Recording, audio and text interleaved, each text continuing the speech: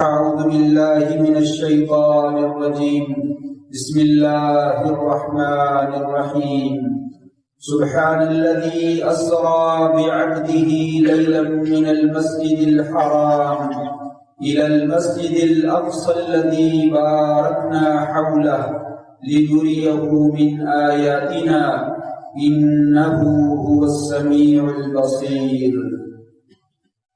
پاک ہے اللہ تبارک و تعالیٰ کی ذات جس نے اپنے بندے کو رات کے وقت چلایا مسجد حرام سے لے کر مسجد اقصی تک، جس کے ارد گرد کو ہم نے برکتوں سے نوازا تاکہ ہم انہیں اپنی آیات اور اپنی نشانیاں دکھائیں۔ یقیناً وہ خوب سننے والا اور خوب دیکھنے والا ہے۔ حضرات گرامی قدر، معزز دوستوں، بزرگوں، بھائیوں، معززات ماؤں اور بہنوں اور بیٹیوں، پچھلے خطبہ جمعہ المبارک میں بھی اسراء و معراج کے بارے میں ہم نے بات کی تھی۔ آج بھی اسی کا کچھ بقیہ حصہ بیان کروں گا، اور اس کے علاوہ شعبان کا مہینہ ہے، اس کی مناسبت سے بھی چند ایک باتیں جو ہے وہ آپ کے گوشگزار کرنے کی کوشش کروں گا۔ پچھلے خطبہ جمعہ المبارک میں ہم نے جو بات ختم کی تھی وہ سدرۃ المنتہا کے اوپر تھی کہ آپ صلی اللہ علیہ وآلہ وسلم ساتوں آسمانوں کی سیر کے بعد آپ کو سدرۃ المنتہا کے اوپر لے جایا گیا۔ سدرۃ المنتہا ایک بیری کا درخت ہے، سدرہ بیری کو بولتے ہیں۔ منتہا آخری حد، جس کے آگے کوئی اور چیز جو ہے وہ موجود نہ ہو، تو یہاں تک جو ہے وہ کہا جاتا ہے نیچے سے زمین سے جتنی بھی چیزیں اوپر کو چڑھتی ہیں وہ ساری کی ساری سدرۃ المنتہا تک پہنچ جاتی ہیں، اور اوپر سے جو نیچے اترتی ہیں وہ سدرۃ المنتہا پہ پہنچتی ہیں، وہاں سے فرشتے لے کر آگے جو ہے وہ نیچے تک پہنچاتے ہیں۔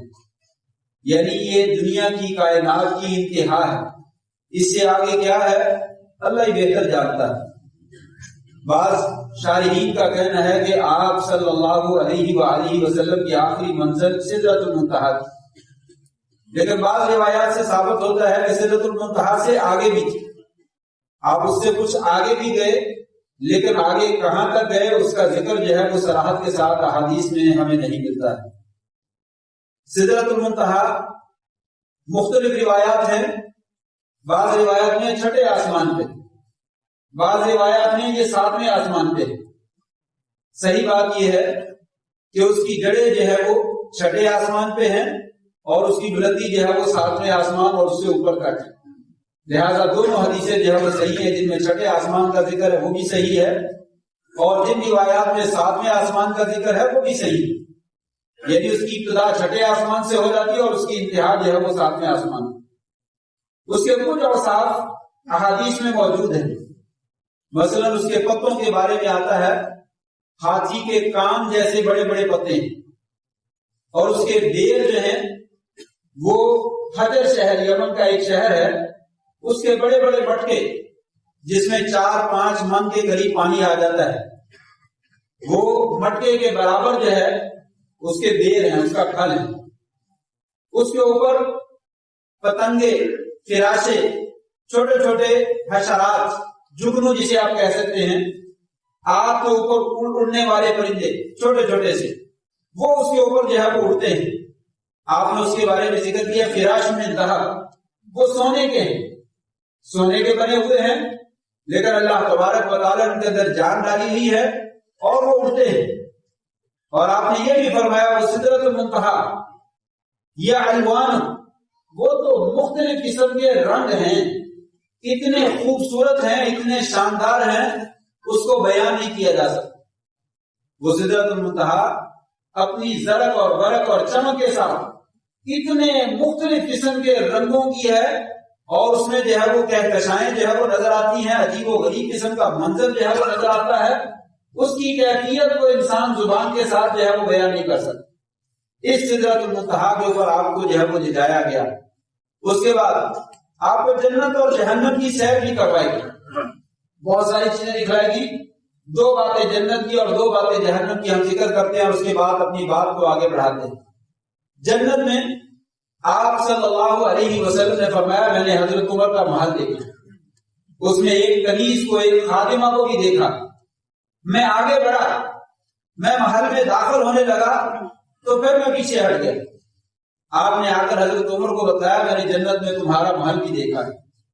تو میں اس میں داخل ہونے لگا تھا، پھر مجھے آپ کی غیرت یاد آ گئی کہ عمر تو بڑا غیور قسم کا آدمی ہے. تو حضرت عمر جو ہے وہ رو دیے، کہنے لگے یا رسول اللہ آپ کے اوپر غیرت کرنی ہے، میں نے آپ کیوں نہیں داخل ہوئے؟ آپ کو داخل ہونا چاہیے تھا. تو آپ نے ان کا محل دیکھا. اس کا مطلب یہ ہے کہ عمر فی الجنہ، خلیفہ ثانی عمر رضی اللہ تعالیٰ عنہ جنتی ہیں، جنت میں ان کا محل بنا ہوا ہے اور آپ نے اللہ تعالیٰ کے ہاں جنت کے اندر ان کا محل جو ہے وہ دیکھا ہے. اور حضرت عمر رضی اللہ تعالیٰ عنہ کے بارے میں آج دنیا کس قسم کے مغلوظات جو ہے وہ بکتی ہے، کس قسم کے جو ہے وہ غلط قسم کے جملے جو ہے ان کے اوپر کسے جاتے ہیں، وہ حضرت عمر رضی اللہ تعالیٰ کی شان میں کوئی کمی نہیں کرتے ہیں، سوائے اپنے ایمان کا بیڑا غرق کرنے کے اور کچھ نہیں کرتے. حضرت عمر رضی اللہ تعالیٰ کی باتوں سے جو ہے وہ ابھر رہا ہے اور تاریخ میں وہ ایک ایسے تاریخ ساز انسان ہیں کہ کائنات ان کی نظیر پیش کرنے سے جو ہے وہ قاصر.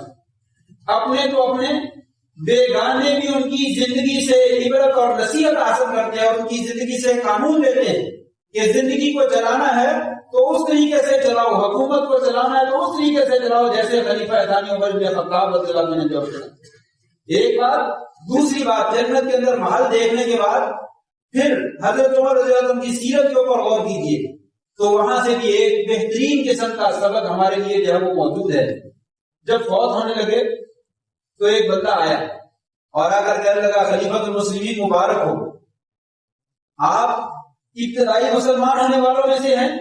یہ بھی اعزاز آپ کو ملا کہ سب سے پہلے جو اسلام قبول کرنے والے ان کے اندر آپ کا بھی نام جو ہے وہ شمار ہوتا ہے. اور پھر آپ نے نبی کریم صلی اللہ علیہ وسلم کے ساتھ تمام غزوات میں شرکت کی اور آپ حدیبیہ میں، صلح حدیبیہ میں درخت کے نیچے بیعت کرنے والوں میں آپ بھی شامل تھے. تمام غزوات میں، تمام لڑائیوں میں شرکت کی. اور پھر نبی کریم صلی اللہ علیہ وسلم کی وفات کے بعد ابو بکر کے بعد دوسرے خلیفہ بنے اور خلیفہ عادل بنے. آپ کو خلیفہ عادل کہا جاتا ہے. اور پھر عدالت کے ساتھ حکومت کا نظام چلانے کے بعد آپ کو اللہ تعالیٰ نے مدینے کے اندر شہادت کا رتبہ عطا فرمایا. آپ مدینے میں رہتے ہوئے شہید ہو رہے ہیں. عمر بن خطاب رضی اللہ تعالیٰ آپ کو مبارک ہی مبارک ہو، آپ کو مبارک ہی مبارک ہو. قربان جائیے خلیفۃ المسلمین کی عاجزی اور انتصاری. وہ کیا کہتی ہے؟ ادھر جنت میں محل اپنا سن چکے ہیں، نبی کریم صلی اللہ علیہ وسلم کی زبان مبارک سے آپ اپنے جنت کے محل کے بارے میں سن چکے ہیں. پھر کیا کہتے ہیں؟ ٹھیک ہے یہ کام میرا ہوا ہے، لیکن اللہ تبارک و تعالیٰ کی پکڑ جو اور اس کا عذاب جو ہے وہ بڑا سخت، بہت شدید ہے. میں تو یہ چاہتا ہوں کہ اللہ تبارک و تعالیٰ میرا حساب نہ لے، اللہ میرا حساب نہ لے، میرے معاملات نیکیاں اور بدیاں جو ہے وہ برابری پہ معاملہ کر کے مجھے چھوڑ، نہ میرے اوپر ہو نہ میرے لیے ہو، میرا حساب نہ لیا جائے، میری نیکیوں کو اور میرے گناہوں کو برابری پہ لے جا کر جو ہے وہ چھوڑ دیا جائے اور کہا مجھے معاف کر دیا گیا ہے، بس اتنا کر دیا جائے، میرے لیے اتنا ہی کافی. یہ ایمان ہے. آج ہم 2 رکعت نماز پڑھ لیتے ہیں تو ہم سمجھتے ہیں مجھ سے زیادہ متقی اور پرہیزگاری کو، میں جتنا نیک ہوں دوسرے جو ہے وہ کوئی بھی اس طرح کا نیکی نہیں، میں بڑا پاک صاف ہوں. یہ سارے جو ہے وہ غلط کام کرتے ہیں. ہر بندہ دوسرے کو الزام دیتا ہے کہ اس کا کریکٹر صحیح نہیں ہے، اس کا کردار صحیح نہیں ہے، وہ حلال نہیں کھاتا ہے، وہ بہن بھائیوں پہ ظلم کرتا ہے، والدین پہ ظلم کرتا ہے، اولاد پہ ظلم کرتا ہے. میں بالکل پاک صاف، میں بالکل صحیح کر رہا ہوں. ایسا نہیں ہے. یہاں صحابہ کرام کی سیرت بھی موجود ہے، یہ بھی ہمارے لیے نمونہ ہے اور اس سے ہمیں سبق حاصل کرنا چاہیے کہ میری بدیاں بھی ہیں، میری اچھائیاں بھی ہیں. اللہ تبارک و تعالیٰ مجھے چھوڑ ہی دے، میرا حساب نہ ہی لے تو اچھا ہے. میری اتنی نیکیاں نہیں ہیں کہ میرا حساب کتاب جو ہے وہ لیا جائے اور کہیں ایک بھی برائی اور ایک بھی غلطی کے بارے میں اللہ نے پوچھ لیا، حساب لے لیا، قیامت کے دن جو ہے وہ بے عزت ہو گئے تو کسی کو انسان جو ہے وہ منہ دکھانے کے قابل جو ہے وہ نہیں رہے گا. لہذا جہاں اپنی اچھائیوں کو یاد رکھنا چاہیے، اپنی برائیوں کو بھی یاد رکھنا چاہیے. اپنی خطاؤں کا بھی ذکر کرنا چاہیے کہ میں نے یہ بھی جرم کیا، لہٰذا میری کوئی حیثیت، مجھ سے دوسرے لوگ جو ہے وہ زیادہ اچھے ہیں، ان کا پتہ نہیں کون سا عمل جو ہے وہ قبول ہو جانا ہے، اور میرا پتہ نہیں کون سا عمل جو ہے وہ پکڑ لیا جائے، مجھ سے پوچھ لیا جائے گا یہ کام تو نے کیوں کیا، تو اس وقت جو ہے انسان کو مشکلات کا سامنا جو ہے وہ کرنا پڑے گا۔ لہذا ایمان کی اصل حقیقت صحابہ کرام کی زندگیوں میں ہمیں نظر آتی ہے، اور وہ ہمیں ایمان لینا چاہیے، اللہ کی رحمت کی امید بھی خوب ہونی چاہیے، اور اللہ تبارک و تعالیٰ کی پکڑ اور اس کے عذاب کا ڈر بھی خوب ہونا چاہیے۔ امید اتنی ہونی چاہیے کہ اگر اللہ نے بخشنا تو مجھے بخشنا ہے، اور ڈر اتنا ہونا چاہیے کہ اگر کسی ایک بندے کو پکڑنا ہے تو شاید وہ مجھے پکڑا جائے، مجھے گناہ نہیں کرنا چاہیے۔ اس نیت سے توبہ کر لیں گے، اللہ بڑا معاف کرنے والا، کوئی بات ہی کر لو، اس نیت سے گناہ کبھی نہیں کرنا چاہیے، اس لیے کہ گناہ کرتے کرتے موت آ گئی تو پھر معافی جو ہے وہ مشکل نہیں، بسا اوقات جو ہے وہ ناممکن ہو جائے۔ لہٰذا خلیفہ ثانی حضرت عمر بن خطاب رضی اللہ عنہ ان کی سیرت طیبہ سے ہمیں جو ہے یہ بڑا عظیم سبق ملتا ہے، اور اس کو جو ہے وہ لینا چاہیے۔ ایک چیز جنت میں آپ کہتے ہیں، فرمایا بلال تم کیا عمل کرتے ہو، حدثنی بأرجع عمل عملتہ فی الاسلام، مجھے ایسا عمل بتائیے جو تمہارے نزدیک بڑا قبولیت والا ہے، بڑا پسندیدہ ہے، جو تم نے مسلمان ہونے کے بعد عمل کیا۔ کہا کیوں یا رسول اللہ، کون سا عمل بتاؤں؟ کہا انی سمعت خشفا علیک و دفا علیک، میں نے تمہارے قدموں کی آہٹ کو سنا ہے، اپنے آگے آگے جنت میں سنا ہے، میں نے تمہارے قدموں کی آہٹ کو سنا، پوچھا گیا یہ کس کے قدم ہیں، تو کہا گیا یہ بلال کی آہٹ، بلال کے چلنے کی آہٹ۔ تو وہ کیا عمل کرتے ہو جس کی بنا پر اللہ تعالیٰ نے تمہیں یہ اعزاز جو ہے وہ عطا فرمایا؟ تو وہ فرماتے ہیں کہ میں نے جب بھی پاکیزگی حاصل کی، جب بھی طہارت حاصل کی، جب بھی وضو کیا، میں نے اللہ تبارک و تعالیٰ کے لیے نماز پڑھی جتنی میرے مقدر ہے، کم از کم 2 رکعتیں، اور زیادہ بھی میں پڑھتا رہا، اس کے بارے میں نہیں بتاتا، لیکن جتنی میری قسمت میں لکھی تھی ہر طہارت کے وقت میں نے نماز جو ہے وہ ضرور پڑھی۔ ایک یہ ہے کہ نماز کے لیے میں نے وضو کیا، ایک یہ ہے کہ پاکیزہ رہنے کے لیے میں نے وضو کیا۔ جب بھی میں پاکیزگی اختیار کرتا، وضو کرتا، اور اس کے بعد جو ہے وہ میں 2 نفل 4 نفل 6 نفل 8 نفل ضرور پڑھتا تھا، اور کم از کم 2 نفل ضرور پڑھتا تھا۔ تو گویا کہ اس حدیث کے اندر طاہر رہنے کی، باوضو رہنے کی جو ہے وہ فضیلت ذکر کی گئی ہے کہ انسان کو ہمیشہ کوشش کرنی چاہیے باوضو رہنا، وضو کے ساتھ رہے، جب ٹوٹے پھر دوبارہ وضو کر لے، پھر وضو ٹوٹ جائے پھر دوبارہ وضو کر لے۔ طاہر رہنے والا انسان اللہ تعالیٰ کے یہاں بڑا پسندیدہ ہے۔ لا یحافظ علی وضو الا مومن، وضو کی حفاظت کرنے والا صرف مومن کرتا ہے، مومن کے علاوہ دوسرا بندہ وضو کی حفاظت نہیں کر سکتا۔ اس کے بڑے فائدے ہیں، جب انسان ہمیشہ باوضو رہتا ہے اس کی نماز جو ہے وہ ضائع نہیں ہوتی۔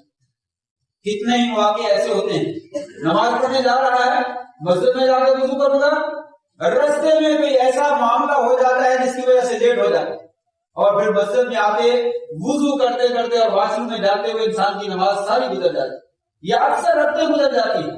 اور اگر انسان کا وضو ہو تو جہاں نماز کا ٹائم ہو گیا وہیں پہ مسجد میں داخل ہوا، جماعت کے ساتھ نماز پڑھی، نماز مل جاتی۔ تو یہ وضو رکھنے کا بہترین فائدہ ہے۔ تو کہا بلال تمہاری کون سا عمل ہے جس کی بنا پر میں نے تمہیں تمہارے قدموں کی چاپ سنی ہے جنت کے اندر؟ کہا جب بھی میں پاکیزگی حاصل کرتا ہوں تو 2 یا اس سے زیادہ جو ہے وہ رکھتے ہیں اللہ تعالیٰ کی جو ضرور پڑھتا ہوں۔ تو لہٰذا انسان کو طہارت کا بھی اہتمام کرنا چاہیے اور نوافل کا بھی اہتمام کرنا چاہیے، تحیۃ الوضو اس کے بھی 2 نفل پڑھنے چاہیے۔ اگر نماز کا ٹائم نہیں بھی ہے تب بھی وضو کے 2 نفل جو ہے وہ انسان پڑھ لے، اللہ تعالیٰ کے یہاں انسان جو ہے وہ پسندیدہ اور محبوب جو ہے وہ بن جائے۔ 2 باتیں جنت کی، 2 باتیں جہنم کی۔ آپ نے جہنم کو بھی دیکھی، اس میں ایک تو یہ دیکھا، آپ نے فرمایا میں نے دیکھا کچھ لوگ ایسے ہیں مررت علی قوم تقرض شفاءهم بمقالید من النار او کما قال علیہ الصلوۃ والسلام، میں نے دیکھا کچھ لوگ ایسے ہیں جہنم کی آگ کی کینچیوں کے ذریعے سے ان کے ہونٹوں کو کاٹا جا رہا ہے۔ تو میں نے پوچھا یہ کون لوگ ہیں؟ کہا یہ وہ لوگ ہیں یأمرون الناس بالبر وینسون انفسهم، یہ لوگوں کو تو نیکی کا حکم دیتے تھے، خود بھول جاتے تھے، جیسا بھی میں نے ذکر کیا کہ ہر بندہ اپنے جی میں پاک اور صاف ہے، دوسروں کو کہتا تو ٹھیک ہو جائے، میں تو بالکل ٹھیک ہوں، آپ ٹھیک ہو جائے۔ حقیقت یہ ہے کہ مجھے اور اپنے ہم سب کو اپنے آپ کو ٹھیک کرنے کی ضرورت ہے، لوگوں کو ٹھیک ہو جائیں۔ ہم جب اپنے آپ کو خود ہی ٹھیک نہیں کرتے، لوگوں کو نیکی کی خوب تلقین کرتے ہیں، لیکن خود جو ہے وہ باز رہنے کی جو ہے وہ کوشش نہیں کرتے۔ فرمایا کہ وہ لوگ ہیں جو لوگوں کو نیکی کی بات کہتے ہیں لیکن خود نہیں کرتے۔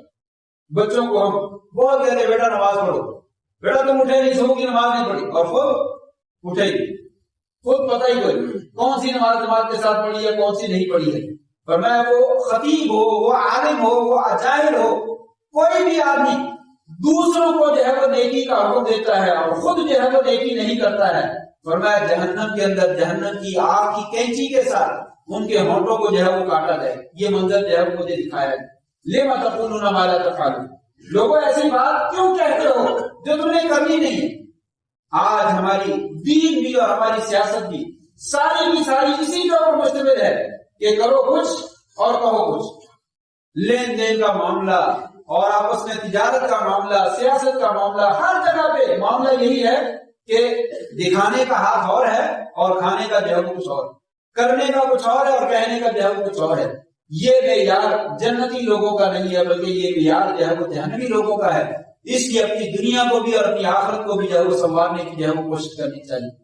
دوسرے نمبر پر آپ نے فرمایا جہنم میں نے کچھ ایسے لوگوں کو دیکھا لہم اظفار من نحاس، ان کے ناخن ہیں پیتل کے ناخن بنے ہوئے ہیں، یغمسون وجوہہم وصدورہم، وہ اپنے چہروں کو اور اپنے سینوں کو اپنے ناخنوں سے نوچ رہے ہیں، اپنے چہروں کو بھی نوچ رہے ہیں پیتل کے ناخنوں کے ساتھ اور اپنے سینوں کو بھی نوچ رہے ہیں۔ میں نے پوچھا یہ کون لوگ ہیں؟ فرمایا یہ وہ لوگ ہیں یقعون فی اعراض الناس، جو لوگوں کی عزتوں کے ساتھ کھیلتے، جن کی زبانیں رکتی نہیں ہیں اور وہ غیبت کرتے ہیں، اتہام کرتے ہیں، تہمتیں لگاتے ہیں، بہتان درازیاں کرتے ہیں، لوگوں کے اوپر طعنہ تشنیع کرتے ہیں، لوگوں کی عزتوں کے ساتھ جو ہے وہ کھیلتے ہیں، اپنے آپ کو بڑا باعزت ثابت کرتے ہیں اور لوگوں کو بے عزت ثابت کرتے ہیں۔ فرمایا ایسا منظر میں نے جہنم میں دیکھا کہ وہ لوگ قیامت کے دن یا جہنم میں جانے کے بعد اپنے چہروں کو اور اپنے سینوں کو جو ہے وہ نوچتے ہی رہیں گے، اور اللہ تعالیٰ کے ناخن جو ہے وہ لوہے کے یا پیتل کے بنا دیں گے جس سے ان کا جسم جو ہے وہ خوب نوچا جائے گا۔ والعیاذ باللہ، اللہ تبارک و تعالیٰ ہمیں جہنم سے اور جہنم جیسے اعمال سے جو ہے وہ بچنے کی توفیق نصیب فرما دے۔ یہ دو باتیں۔ پھر اس کے بعد آپ صلی اللہ علیہ وسلم کو اللہ تبارک و تعالیٰ کے ساتھ جو ہے وہ ملاقات کا موقع دیا گیا۔ آپ نے اللہ سے ملاقات کیا؟ اس ملاقات میں اللہ تبارک و تعالیٰ کو آپ نے دیکھا یا نہیں دیکھا؟ اس میں شدید اختلاف ہے، لیکن صحابہ کرام کے درمیان اتنا زیادہ اختلاف ہے۔ صحابہ کرام کا تقریباً اتفاق ہے کہ آپ نے اپنی آنکھوں سے اللہ تبارک و تعالیٰ کا دیدار نہیں کیا۔ حضرت عائشہ صدیقہ طیبہ طاہرہ رضی اللہ تعالیٰ کی حدیث ہے، وہ فرماتی ہیں من حدثک انہ رأى ربہ بعینیہ، کہ آپ نے اپنی آنکھوں کے ساتھ اللہ کو دیکھا ہے، کوئی آدمی یہ کہتا ہے فقد اعظم الفریہ، اس نے آپ صلی اللہ علیہ وسلم کے اوپر بہت بڑا جھوٹ باندھا۔ یہ حضرت عائشہ کی روایت رضی اللہ تعالیٰ، آپ نے اللہ تبارک و تعالیٰ کو اپنی آنکھوں کے ساتھ ہی دیکھا، اور اس بات کے اوپر تمام صحابہ کا اتفاق۔ دو صحابہ سے منقول ہے، حضرت انس رضی اللہ تعالیٰ عنہ اور حضرت عبداللہ بن عباس رضی اللہ تعالیٰ۔ حضرت انس رضی اللہ تعالیٰ کا قول تو یہی ہے کہ آپ نے اپنی آنکھوں سے دیکھا۔ عبداللہ بن عباس رضی اللہ تعالیٰ ان کا قول جو ہے وہ مجمل سا ہے، واضح نہیں ہے۔ بعض جگہ پہ واضح ہے کہ انہ رأى ربہ مرتین بفؤاد قلبہ، کہ آپ نے اپنے رب کو دیکھا دو مرتبہ اپنے دل کے ساتھ، آنکھوں کے ساتھ نہیں دیکھا۔ اور بعض جگہ پہ مطلق ہے کہ آپ نے اپنے رب کو دیکھا ہے، لیکن کیسے دیکھا ہے اس کا ذکر جو ہے وہ موجود ہے۔ تو یہ مجمل ہے، اہل علم نے کہا اس کا معنی وہی ہے کہ آپ نے خواب میں دیکھا۔ خواب والی بات جو ہے وہ بالکل صحیح ہے۔ ترمذی کی روایت موجود ہے کہ ایک رات آپ سوئے ہوئے تھے تو آپ بیدار ہوئے تو آپ نے فرمایا مجھے خواب میں اللہ تعالیٰ کی زیارت نصیب اور آپ سے ملے اور میں نے اللہ تعالیٰ کو بڑی خوبصورت شکل میں دیکھا، اور اللہ تعالیٰ نے مجھ سے پوچھا کہ آسمان کے فرشتے کس چیز کے بارے میں بات کر رہے ہیں؟ تو میں نے کہا مجھے تو معلوم نہیں۔ تو اللہ تبارک و تعالیٰ نے اپنا ہاتھ میرے سینے پہ رکھا، اپنا ہاتھ میرے سینے پہ رکھا تو مجھے کرم کے اندر جو ہے وہ پیچھے تک جو ہے وہ ٹھنڈک محسوس ہوئی، میرے آسمان جو ہے وہ روشن ہو گیا مجھے فرشتے جو ہے وہ کام کرتے ہوئے حرکت کرتے ہوئے دکھائی دیے، ان کی آوازیں مجھے سنائی دینے لگی، میں نے ان کی آوازیں سن کر جو ہے بلایا، اب مجھے پتا چلا یا اللہ وہ کیا کر رہے ہیں اور کیا باتیں کر رہے ہیں، پھر میں نے ان میں سے چند ایک باتیں آپ کو بتلائی۔ تو یہ ذکر ہے خواب کا، یہ تو بالکل سچ ہے کہ خواب کی حالت میں دیدار ہوا، لیکن اپنی آنکھوں سے دیکھا ہے اکثر صحابہ کرام کا سوائے دو صحابہ نے یہی قول ہے کہ نہیں دیکھا، اور حضرت عائشہ نے جو کہی ہے کہ اس نے آپ پر بہتان باندھا، جو آدمی یہ کہتا ہے کہ آپ نے اللہ تعالیٰ کو دیکھا اپنی آنکھوں کے ساتھ، اس میں بہتان باندھا، اور یہی بات صحیح معلوم ہوتی ہے کہ دنیا کی آنکھوں کے ساتھ نہیں دیکھا، اگر دیکھا ہوتا تو اللہ تبارک تعالیٰ موسیٰ علیہ السلام سے اتنا کہتے لن ترانی، تو مجھے دنیا کی آنکھوں سے نہیں دیکھ سکتے، یہ آخرت میں تمہاری آنکھوں کے اندر میں صلاحیت پیدا کروں گا کہ وہ مجھے دیکھ سکتے ہیں۔ اور آپ سب کی وہ روایت بھی ہے، جب آپ سے پوچھا گیا کہ آپ نے اپنے پروردگار کو دیکھا ہے تو آپ نے کہا انا رہا، میں اس کو کہاں دیکھ سکتا ہوں، وہ تو نور ہے، آگے درمیان میں نور کے پردے حائل ہیں، نور کے پردوں تک رسائی ہو سکتی ہے لیکن آگے تک جو ہے وہ رسائی نہیں ہو سکتی، تو لہٰذا صحیح بات یہی معلوم ہوتی ہے کہ آپ نے جو ہے وہ آنکھوں کے ساتھ اللہ تعالیٰ سے دیدار نہیں کیا لیکن کلام سنا ہے، بالمشافہ بات چیت جو ہے وہ کی ہے، وہ بات چیت ہوئی اور اس میں جو ہے وہ آپ کو تحائف سے نوازا گیا، وہ 3 تحفے جو ہے وہ آپ کو عطا کیے، معراج کی رات میں 3 تحفے جو ہے وہ دیے گئے۔ نمبر 1 نماز کی فرضیت، 5 نمازوں کی فرضیت جو ہے وہ آپ کو عطا کی، اور وہ قصہ مشہور ہے، ہم تفصیل میں نہیں جاتے، 50 نمازیں تھیں اور پھر کم ہوتے ہوتے موسیٰ علیہ السلام کے ساتھ بات چیت ہوئی اور دوبارہ واپس گئے، پھر آئے، پھر گئے، پھر واپس آئے، حتیٰ کہ 5 نمازیں رہ گئی، اور کہا گیا کہ اب جو ہے وہ آپ نے فرمایا میرا جانے کو جی نہیں چاہتا، بس اتنی کافی ہے، تو اللہ تعالیٰ نے پھر اعلان کر دیا کہ اب صحیح تو فریضت، میں اپنا فریضہ نافذ کرتا، اب میرا فرض جو ہے وہ مکمل ہو چکا ہے، نہ یہ بدل قول دیا، میرے پاس بات جو ہے وہ تبدیل نہیں ہوتی، یہ میرا موقف حکم ہے، اب تمہاری 5 ہی ہیں، تم 5 نمازیں ادا کر لو، اجر جو ہے وہ میں تمہیں 50 نمازوں کا جو ہے عطا کروں۔ تو یہ وہ تحفہ ہے جو اللہ تبارک و تعالیٰ نے آپ کو معراج کی رات جو ہے وہ عطا فرمایا۔ نبی کریم صلی اللہ علیہ وسلم کو معجزہ معراج کے ذریعے سے کروایا گیا، اور ملاقات معراج کی رات براہ راست اللہ تعالیٰ سے ہوئی، اور نماز الصلاۃ معراج المومن، جو دنیا میں معراج کرنا چاہتا ہے، اللہ سے ملاقات کرنا چاہتا ہے، وہ نماز پڑھے، وہ نماز پڑھے، نماز کے اندر اللہ سے ملاقات ہوتی ہے۔ جو لوگ صحیح طریقے سے خشوع اور خضوع کے ساتھ، عاجزی کے ساتھ، توجہ کے ساتھ، بالکل انحناء کے ساتھ نماز پڑھتے ہیں، انہیں کچھ محسوس اور ہی ہوتا ہے کہ ہم واقعی یہاں پہ معراج کر رہے ہیں اور اللہ سے ملاقات کر رہے ہیں، اللہ سے ہم کلام ہیں، اور اس کی نماز کی کیفیت کچھ اور ہی ہوتی ہے۔ جو صحیح طریقے سے نماز پڑھتا ہے، وقت پہ پڑھتا ہے، خوبصورت وضو کرتا ہے، نماز کے معنی کا اس کو علم ہے، اور وہ دائیں بائیں نہیں جھانکتا، حرکتیں نہیں کرتا ہے، خارش نہیں کرتا ہے، بال سیدھے اور کپڑے سیدھے نہیں کرتا، بڑی توجہ کے ساتھ خوبصورت نماز پڑھتا ہے، اسے واقعہ نماز میں معراج حاصل ہوئی۔ آپ نے فرمایا الصلاۃ معراج المومن، لوگوں نماز واقعی مومن کی معراج ہے۔ سجدے میں پڑھ کر ذرا صحیح طریقے سے اللہ سے دعا مانگو تو تمہیں پتا چلے کہ اللہ کے ساتھ باتیں جو ہے وہ کیسے کی جاتی۔ تو یہ نماز بہت خوبصورت عمل ہے اور بڑا مہم فریضہ ہے۔ نماز کے علاوہ باقی تمام احکامات اللہ تعالیٰ نے قرآن مجید کے ذریعے زمین پر نازل کیے، سب احکام، روزے کا حکم، حج کا حکم، زکوٰۃ کا حکم، اور سیاسیات کا حکم، معاشیات کا حکم، رشتہ داری کے معاملات کے حکم، یہ سارے کے سارے زمین پہ نازل کیے۔ نماز کا حکم جو ہے وہ اللہ تعالیٰ نے آسمانوں پہ بلا کر دیا، اس کی اہمیت جو ہے وہ بہت زیادہ ہے، وقت نہیں ہے ورنہ اس بات کے اوپر جو ہے وہ تفصیل سے ہم بات کرتے ہیں۔ ایک تحفہ تو آپ کو نماز کا جو ہے وہ دیا۔ نمبر 2، دوسرا تحفہ خواتین سورۃ البقرہ، سورہ بقرہ کی آخری 2 آیتیں، یہ بہت عظیم نور ہے جو اللہ تعالیٰ نے معراج کی رات آپ کو جو ہے وہ عطا کی، اور آپ سے یہ اعلان کیا گیا کہ جو آدمی یہ دو آیتیں من کارا فی لیلۃ کا فتح ہوئے، جو آدمی رات کو یہ 2 آیتیں پڑھ لیتا ہے، یہ دونوں آیتیں اس کے لیے کافی ہو جاتی، ہر طرح کے شرور سے اور ہر طرح کے فتنوں سے اور ہر طرح کے اجر و ثواب سے اس کے لیے کافی ہو جاتی، رات کی تہجد سے اس کے لیے کافی ہو جاتی۔ یعنی یہ بڑی عظیم صورتیں ہیں، رات کو سوتے وقت جو ہے وہ پڑھنا یہ کبھی بھولنا نہیں چاہیے۔ جس قدر اجر و ثواب اور جس قدر رحمتیں اور برکتیں ان 2 آیتوں سے پڑھنے سے ملتی ہیں، جو نہیں پڑھتا ہے وہ بہت زیادہ خیر سے جو ہے وہ محروم رہتا ہے۔ اس لیے یہ دو آیتیں رات کو جو ہے وہ ضرور پڑھنی چاہیے. اور تیسرا تحفہ دیا گیا وَغُفِرَ لِمَن لَّا يُشْرِكُ بِاللَّهِ، اس بندے کو معاف کر دیا گیا جو انسان جو ہے اللہ کے ساتھ شرک نہیں کرتا. اس کے لیے معافی کا اعلان ہے. معافی دو طرح کی ہو سکتی ہے، یا تو اللہ تعالیٰ اپنی رحمت سے باقی سارے گناہ ایسے ہی معاف کر دے گا اور جہنم میں نہیں لے جائے گا، جنت میں داخل کر دے گا. اور یا پھر یہ ہے کہ جہنم میں جانے کے بعد سزا ملنے کے بعد بالآخر وہ جنت میں جو ہے وہ داخل کر دیا گیا. کون؟ جس نے کبھی شرک نہیں کیا اور بے شک بڑے گناہ کیے. المقحمات، بڑے بڑے گناہ کرنے والا، کبیرہ گناہوں کا مرتکب جو اس کو جہنم میں دھکیل دینے والے ہیں. اگر اس نے شرک نہیں کیا ہے تو دو طرح سے نجات ہو سکتی ہے. اللہ کی رحمت شامل حال ہو جائے تو وہ سارے گناہ ویسے ہی معاف کر دے اور براہ راست جنت میں داخل کر دے، اور نہ چاہے تو اس کا فیصلہ ہے جتنے جرم کیے ہیں اتنے جرموں کی سزا بھگتنے کے بعد بالآخر جو ہے وہ جہنم سے نکال لیا جائے اور جنت میں داخل کر دیا جائے.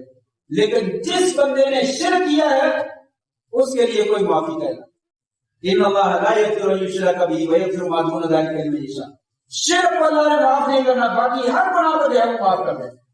ہر گناہ جو ہے وہ معاف ہو سکتا ہے، لیکن شرک جو ہے وہ اگر توبہ کے بغیر انسان فوت ہو گیا ہے وہ معاف نہیں. شرک کا سادہ سا مطلب کہ وہ افعال، وہ اقوال، وہ اعمال جو اللہ تعالیٰ کے ساتھ خاص ہیں ان چیزوں میں کسی اور کو شریک کرنا. سجدہ، روزہ، نماز، حج، طواف، یہ عبادات یہ ساری اللہ کے لیے خاص ہیں. ان کو کسی اور کے لیے کرنا، کسی کے سامنے سجدہ کرنا، کسی کے سامنے رکوع کرنا، کسی کے لیے نماز پڑھنا، کسی کی قبر کا طواف کرنا، یہ شرک ہے. نظر نیاز یہ عبادت ہے، یہ صرف اللہ تعالیٰ کی. غیر اللہ کے لیے اس کو کرنا جو ہے وہ شرک کہلاتا ہے. اسی طریقے سے مشکل کشائی، حاجت روائی، اولاد عطا کرنا، کرنے والا، یہ تمام کے تمام افعال اللہ تعالیٰ کے ہیں.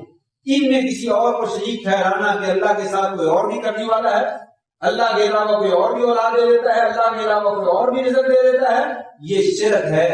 شرک جو ہے وہ اللہ تبارک و تعالیٰ نے کبھی معاف نہیں کرتا. یہ تیسری چیز جو ہے وہ آپ کو عطا کی گئی. پھر یہ سارا سفر کر کے جو ہے وہ آپ واپس آ گئے. وقت جو ہے وہ ختم ہو گیا. میں دو باتوں کی طرف اور تھوڑا سا اشارہ کرنا چاہوں گا، یہی پہ بات چھوڑتے ہیں. اس میں اور بھی بہت ساری چیزیں جن میں ذکر کرنا چاہتا تھا لیکن وقت بڑی تیزی سے چلا جاتا ہے. دوسری بات شبرات کے حوالے سے ہے. بہت ساری باتیں ہیں، اگر موقع ملا تو انشاءاللہ اگلے خطبہ میں ذکر کریں گے. آج کے جمعہ میں صرف اتنی بات ہے. 15 شعبان جسے شب برات کہا جاتا ہے، پنجابی میں ہم شبرات بول دیتے ہیں، اصل میں شب برات ہے. شب کا معنی رات اور برات کا معنی آزادی والی. آزادی والی برات والی جو ہے وہ رات. یہ شب برات عربی زبان کا لفظ نہیں. شب جو ہے وہ فارسی کا لفظ ہے اور برات عربی میں بھی اور فارسی دونوں میں استعمال ہوتا ہے. شریعت میں حدیث پاک میں جو لفظ بالکل موجود ہے، لہذا حدیث پاک میں شب برات کا کوئی تصور. 15 شعبان کی رات کو تہجد پڑھنا، 15 رات کی شعبان کو کھانے بنانا، محافل منعقد کرنا اور صبح کو جو ہے وہ روزہ رکھنا اور اسی طریقے سے کھانے بنا کر تقسیم کرنا اور روحوں کی آمد کا انتظار کرنا اور گھروں کی صفائی کرنا، چراغ جلانا، یہ تمام افعال جو ہے کو بدعات کہا جاتا ہے. دین کے اندر اضافہ ہے، کسی بھی صحیح حدیث سے ثابت نہیں. ائمہ دین اور محدثین کی ایک بہت بڑی جماعت ہے جنہوں نے ذکر کیا کہ اس طرح کی جتنی روایات ہیں جن کے اندر ذکر کیا جاتا ہے کہ 15 شعبان کے دن کو روزہ رکھنا چاہیے اور رات کو خصوصی نماز پڑھنی چاہیے اور محافل کا انعقاد کرنا چاہیے اور جو ہے وہ کھانے بنا کر تقسیم کرنی چاہیے اور روحوں کا انتظار کرنا چاہیے، اس کا ہماری شریعت کے ساتھ کوئی تعلق. روایتیں موجود ہیں لیکن صحیح نہیں، بہت زیادہ ضعیف ہے، بہت زیادہ ضعیف ہے. حتیٰ کہ ان میں سے بعض روایات من گھڑت ہیں، موضوع ہیں، لوگوں نے بنائی ہوئی ہیں، شریعت کو اس کے ساتھ کوئی تعلق. لہذا نہ تو 15 شعبان کو روزہ رکھنا چاہیے اور نہ ہی 15 کی رات کو جو ہے وہ یہ سارے اعمال جو میں نے ذکر کیے، کھانا بنانا، محافل کا انعقاد کرنا اور اسپیشل عبادت کرنا. اگر کوئی روزانہ تہجد پڑھتا ہے دن بھی پڑھ لے، کوئی مسئلہ نہیں ہے، لیکن اسپیشل اسی رات میں تہجد پڑھنے کا زیادہ ثواب ہوتا ہے ایسا نہیں. اس کو جو ہے وہ لیلۃ المبارکہ لوگ کہتے ہیں کہ اس رات میں فیصلے ہوتے ہیں. نہیں، اس رات میں فیصلے نہیں ہوتے، لیلۃ القدر میں ہوتے ہیں. اِنَّا أَنزَلْنَاهُ فِي لَيْلَةٍ مُبَارَكَةٍ، اس سے مراد لیلۃ القدر ہے، نہ کہ شب برات ہے. 15 شعبان کی رات نہیں ہے. اور اس شعبان کے مہینے میں بہت سارے مسائل ہیں، انشاءاللہ اگلے دنوں میں ذکر کرنے کی کوشش کروں گا۔ تیسری اور آخری بات ذکر کرنا چاہوں گا، پچھلے دنوں ہماری حکومت کے ہمارے عدالتی نظام میں چیف جسٹس صاحب نے جو ہے وہ ایک فیصلہ دیا ہے ایک قادیانی کے حق میں۔ وہ فیصلہ اپنی جگہ پہ درست ہوگا کہ وہ مقدمہ جو ہے وہ 2019 میں پیش کیا گیا اور قانون جو ہے وہ کوئی 2021 یا 22 کا ہے، لہذا اس کے اوپر مقدمہ فٹ نہیں آتا، اسے رہا کر دیا جائے۔ یہ تو ٹھیک ہے، اگر قانون اس کی اجازت دیتا ہے تو ہمیں اس کے اوپر کوئی اعتراض نہیں۔ چیف جسٹس صاحب اور قاضی حضرات جو ہے وہ اسی کام کے لیے بیٹھے ہیں کہ عوام کو جو ہے وہ ظلم سے بچا کر انصاف جو ہے مہیا کیا جائے۔ لیکن اس فیصلے کی کچھ شکوں میں خام خواہی اضافہ کر دیا گیا اور وہ اضافہ کر کے جو ہے وہ اندھیرے میں تیر چلا کر جو ہے قادیانیوں کو سپورٹ جو ہے وہ فراہم کی گئی اور پچھلا قانون جو ہے اس کی دھجیاں بکھیری گئی۔ ہمارے قانون میں، ہمارے آئین میں یہ پاس ہے کہ قادیانی ختم نبوت پہ ڈاکہ مارنے والے ہیں، وہ غیر مسلم ہیں، ان کا اسلام کے ساتھ کوئی تعلق نہیں اور انہیں مذہبی آزادی نہیں ہے، وہ مساجد نہیں بنا سکتے، اپنی تبلیغ کا اعلان نہیں کر سکتے، اپنے پمفلٹ اور اپنی تبلیغ جو ہے وہ نشریات یعنی پمفلٹ کی شکل میں، کتابی شکل میں اس کی نشر و اشاعت نہیں کر سکتے۔ یہ تمام قوانین کے اندر، آئین کے اندر جو ہے وہ چیزیں جو ہے وہ موجود ہیں۔ اس فیصلے میں ضمنی طور پہ نیچے ذکر کر دیا گیا کہ ہر بندے کو مذہبی آزادی جو ہے وہ حاصل ہے۔ پاکستان جو ہے وہ مذہبی آزادی دیتا ہے، لہذا تمام مذاہب کے لوگوں کو اپنے اپنے دین کے مطابق کام کرنے کی اجازت ہے، لہذا وہ اپنی تبلیغ بھی کر سکتے ہیں، اپنی نشر و اشاعت کا نام نہیں دیا، لیکن صرف یہ لفظ بولا گیا تمام مذاہب تو اوپر قادیانیوں کا ذکر ہو رہا ہے تو تمام مذاہب سے مراد کون سے ہیں؟ قادیانی۔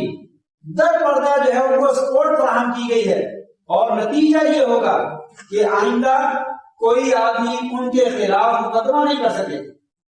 اب تو مقدمہ کر دیا، انہوں نے غلط قرآن، جھوٹا قرآن بنا کر جو ہے اس کی نشر و اشاعت کی، اس کے اوپر مقدمہ کیا گیا، اس کو اسے بھی بری کر دیا گیا، وہ ایک علیحدہ مسئلہ ہے۔ چلیے، لیکن درمیان میں جو یہ کام کیا گیا ہے یہ کسی بھی صورت میں چیف جسٹس صاحب کو زیب نہیں دیتا ہے۔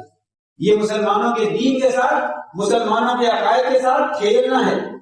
ہمارا قانون جو ہے وہ اس بات کی اجازت نہیں دیتا، ہماری شریعت جو ہے وہ اس بات کی اجازت نہیں دیتی، لہذا ہم جو ہے وہ اہل اقتدار سے بڑے ادب کے ساتھ جو ہے وہ گزارش کریں گے اس فیصلے کے اوپر جو ہے وہ نظر ثانی کریں اور ان شکوں کو، اضافی شکیں جو ہے ان کو حذف کیا جائے اور اس کا فیصلے کو واپس دیا جائے۔ وہ مجرم بنتا ہے تو اس کو سزا دی جائے، نہیں بنتا ہے تو اسے چھوڑ دیا جائے، وہ ایک علیحدہ مسئلہ ہے، اس سے ہمیں کوئی سروکار نہیں۔ مسئلہ یہ ہے کہ جو پہلے سے قانون طے شدہ ہے کہ ان کو مذہبی آزادی حاصل نہیں ہے، یہ ضمن جو جملہ کہہ کہ ہر بندے کو مذہبی آزادی حاصل ہے، ان کو آزادی حاصل نہیں ہے۔ یہ کیوں کہا گیا ان کو آزادی حاصل ہے؟ یہ تو مسلمانوں کو جان بوجھ کے بھڑکانے کے مترادف ہے۔ بعد میں کہنا ہے کہ لوگ بھڑکتے ہیں، آپ نہ بھڑکائیے، ہم نہیں بھڑکاتے، آپ خود ایسے فیصلے صادر کرتے ہیں جس سے عوام بھڑک اٹھے۔ آپ پہلے والے آئین کو جو بنا ہوا ہے اس کے مطابق عمل کیوں نہیں کرتے، اس پر نافذ کیوں نہیں کرتے؟ وہ تو پاکستان کے آئین کو تسلیم ہی نہیں کرتے، پاکستان نے ان کو غیر مسلم قرار دیا، وہ اپنے آپ کو غیر مسلم نہیں مانتے، نہیں سمجھتے۔ تو بہرحال یہ فیصلہ ہمیں نامنظور ہے اور غیر مقبول ہے۔ ہماری گزارش ہے حکومت سے بھی، سینٹ کے ممبران سے بھی اور قومی اسمبلی یا جو بھی حکومت موجود ہے ان سے گزارش ہے کہ اس فیصلے کو جو ہے وہ واپس لیا جائے اور جو مناسب فیصلہ ہے اس کو جو ہے وہ صادر کیا جائے، اور جو زائد شکیں جو شریعت کے خلاف آتی ہیں، آئین کے خلاف بھی آتی ہیں اور ہمارے دین کے بھی خلاف ہیں، ان کو جو ہے وہ حذف کیا جائے۔ اللہ تبارک و تعالیٰ ہماری حفاظت فرمائے، ہمارے دین کی حفاظت فرمائے اور ہمیں نیک اور صالح حکمران جو ہے وہ نصیب فرمائے، ہمیں ایسے جسٹس اور ایسے قاضی نصیب فرمائے جو عدل اور انصاف کے ساتھ فیصلے کرنے والے ہیں۔ ہمارا تو دین یہی بتاتا ہے، اپنے ہیں بیگانے ہیں، سب کے ساتھ عدل کرنا چاہیے، لیکن افسوس کی بات ہے غیروں کے ساتھ عدل کیا جاتا ہے اور مسلمانوں کے ساتھ ناانصافی کی جاتی ہے۔ یہ تو کسی بھی صورت کسی مسلمان کو زیب نہیں دیتا۔ کوئی غیر مسلم ایسا کرتا ہے، کوئی عیسائی کرے، کوئی یہودی کرے، کوئی انگریز کرے، اس کو تو زیب دیتا ہے، لیکن ایک مسلمان چیف جسٹس ہو اس کو تو یقیناً یہ بات جو ہے وہ زیب نہیں دیتی ہے۔ اللہ سے ڈرنا چاہیے، اللہ کی پکڑ سے ڈرنا چاہیے۔ اللہ تعالیٰ ہمیں اپنے عذابوں سے محفوظ فرمائے۔ وآخر دعوانا ان الحمد للہ رب العالمین۔